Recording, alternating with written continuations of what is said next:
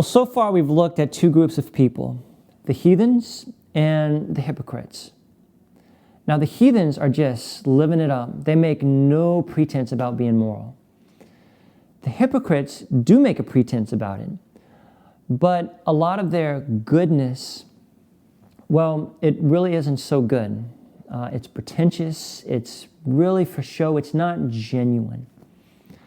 Now, the third and final group that Paul talks about, it's a very interesting group of people called the Jews. It's a difficult group of people here because they don't just think they're good. Man, they know they're good. They've got their stuff together. And they've got a uniform.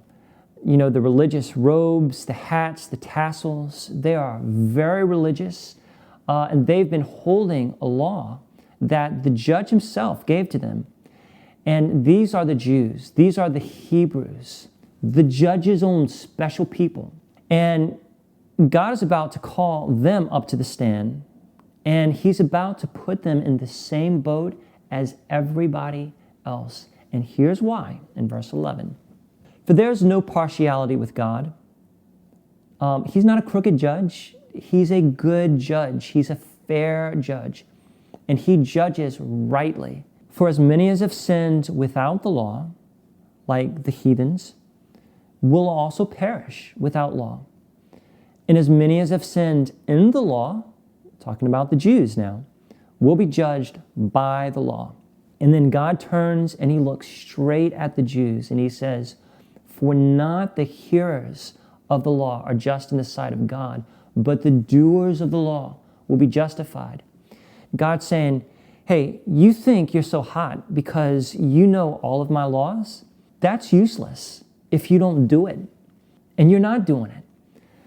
Now, somebody interrupts this whole thing and says, hold on a second, wait a minute. Can we go back to the heathens for a second? How can God be a good judge and say they're guilty if they never had a law? It's kind of like a kid that gets whipped for drinking the chocolate milk before dinner, but nobody told him that he couldn't drink the chocolate milk before dinner. It seems a little bit unfair. And maybe the heathens did some bad stuff, but come on, they didn't have the Ten Commandments. How can God make them responsible if they never had his law, like the Jews did? So Paul answers this question, and he says, well, actually, since God is a good judge, he only judges people according to what they know. That's all they're responsible for. And Paul says, first of all, let's talk about the Gentiles, which if you don't know, Gentiles are just non-Jews. That's what Gentiles means. And Paul says in verse 14, for when Gentiles who do not have the law by nature do the things in the law, these, although not having the law, are a law to themselves. In other words, they will be judged according to their conscience. And even for people who don't have a law, well, we all have a conscience, and the heathens are constantly going against their own conscience, and they did what they knew was wrong, and they'll be judged by that. Well, verse 15 says, who show the work of the law written in their hearts. Their conscience, there's that word conscience again, it's their conscience also bearing witness, and between themselves their thoughts accusing or else excusing them. In the last day, they won't be able to say, I didn't know it was wrong. And one of the reasons why we know that they knew that it was wrong is because they criticized other people for doing it. They pointed their finger at other people and said, oh, that is horrible. And as soon as you do that, you admit that you do know what is right and you do know what is wrong. See, their own conscience condemns them. So they're without excuse, Paul says. So when the good judge examines the Gentiles on the last day, they will be judged by their own conscience.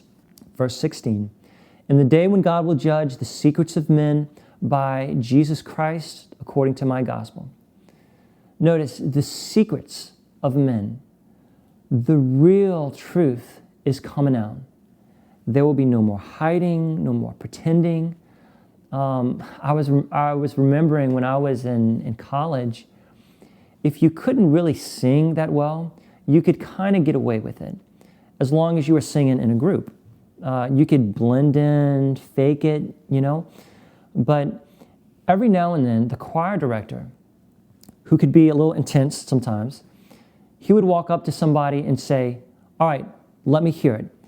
And they'd have to sing solo.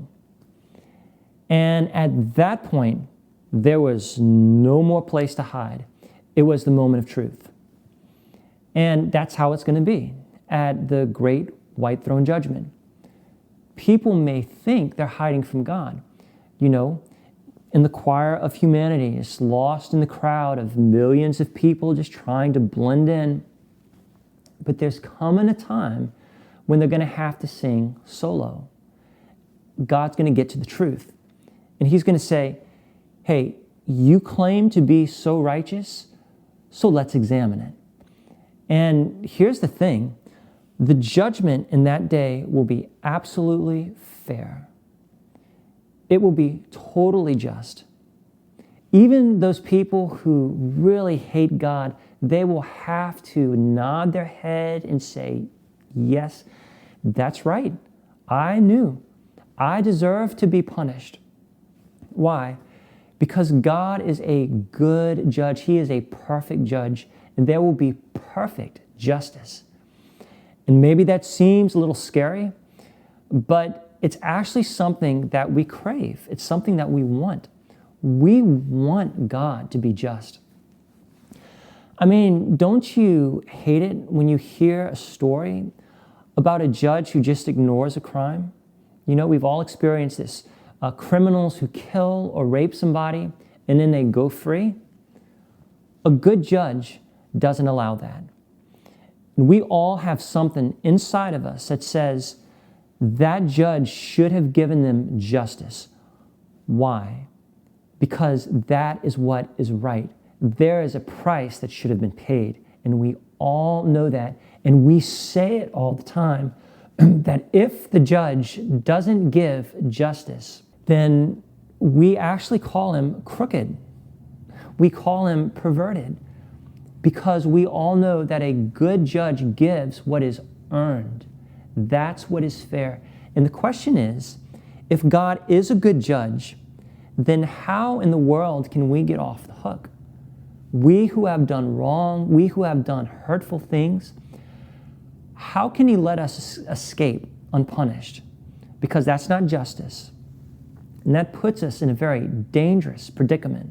So what in the world are we supposed to do? Where can you go to escape the God who sees it all, who judges rightly according to truth? Where in the world can we go to escape that inevitable day where there will be a right judgment about us?